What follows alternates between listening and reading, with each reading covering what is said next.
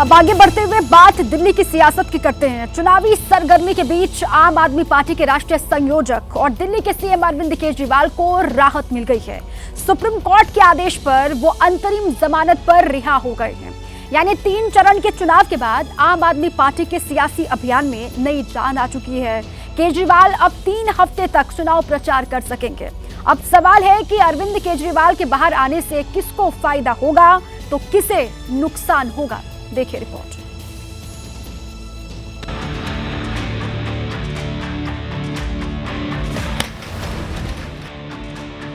हर तरफ चुनाव का शोर है, दावों वादों का जोर है, नेताओं के भाषण की गूंज है, बयानबाजी चरम पर है। और बच्चा है, सालार का बेटा। 3 राउंड का घमासान खत्म हो चुका है। इस बीच एक नेता को काफी मिस किया गया, वो है अरविंद केजरीवाल, दिल्ली के सीएम और आम आदमी पार्टी के राष्ट्रीय संयोजक। चुनावी सरगर्मी शुरू होने के ऐन पहले वो दिल्ली आबकारी घोटाले में जेल में बंद थे, लेकिन सुप्रीम कोर्ट ने उन्हें राहत दी और 50 दिन बाद अंतरिम बेल पर बाहर निकले हैं। कोर्ट का आदेश आने के बाद आम आदमी पार्टी के नेता कार्यकर्ता तिहाड़ जेल जुटने लगे।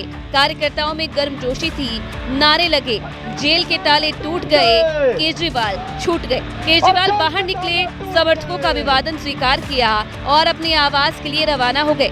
केजरीवाल के आवास पर भी कार्यकर्ताओं का हुजूम जुटा था। वहां जमकर आतिशबाजी की गई, ढोल बजते रहे, नारे लगते रहे। केजरीवाल भी कार की छत खोलकर सभी का अभिवादन करते रहे। कार्यकर्ताओं का उत्साह देखकर जोश हाई था और 50 दिन बाद पहला भाषण दिया।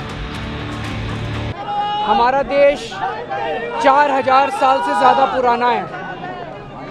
हमारा देश महान देश है, लेकिन जब जब इस देश पे किसी ने भी तानाशाही करने की कोशिश की,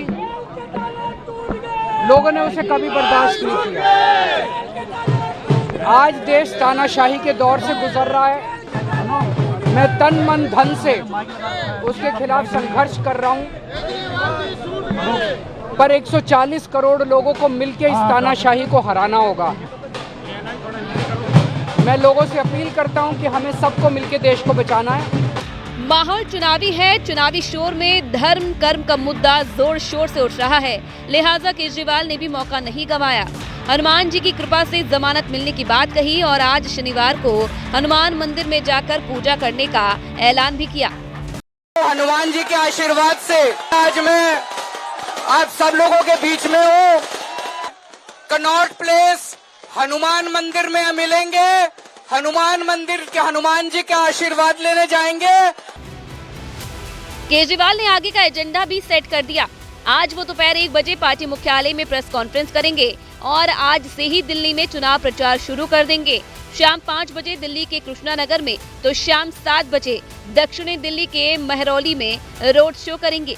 आम आदमी पार्टी के स्टार प्रचारक केजरीवाल के जेल से बाहर निकलने पर माना जा रहा है कि इंडिया गठबंधन और खासकर आम आदमी पार्टी के चुनावी कैंपेन को धार मिलेगी।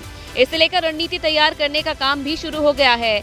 जमानत को बड़ी जीत बताते हुए पार्टी अपने प्रचार अभियान को आगे बढ़ाएगी। आक्रामक शैली के लिए मशहूर केजरीवाल के हाथ में अभियान होने से माना जा रहा है कि चुनाव अब जोर पकड़ेगा। केजरीवाल जहां भी प्रचार करने पहुंचेंगे, ज्यादा से ज्यादा लोगों तक सीधा पहुंचने की कोशिश करेंगे।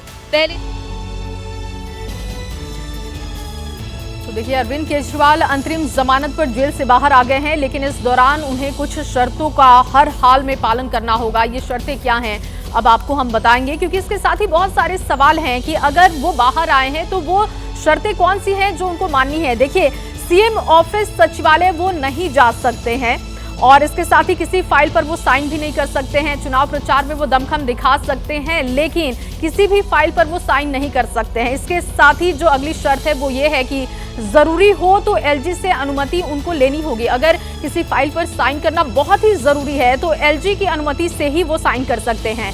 केस को लेकर अपनी भूमिका के बारे में वो बयान नहीं दे सकते हैं। जो ये केस चल रहा है शराब घोटाले का, इसको लेकर, इसकी भूमिका को लेकर वो कोई भी बयान नहीं दे सकते हैं, किसी गवाह से वो संपर्क नहीं करेंगे। ये तमाम शर्तें हैं जो अरविंद केजरीवाल को माननी होगी जब तक वो चुनाव प्रचार कर रहे हैं। चुनाव प्रचार में वो शामिल होने पर रोक नहीं है, चुनाव प्रचार वो कर सकते हैं, पार्टी के लिए वोट की अपील जनता से कर सकते हैं। 2 जून को हर हाल में उन्हें सरेंडर करना होगा, यानी कि वापस उन्हें जेल जाना होगा। 2 जून को बता दें आपको कि अंतिम दिन है जब उनको सरेंडर करना होगा।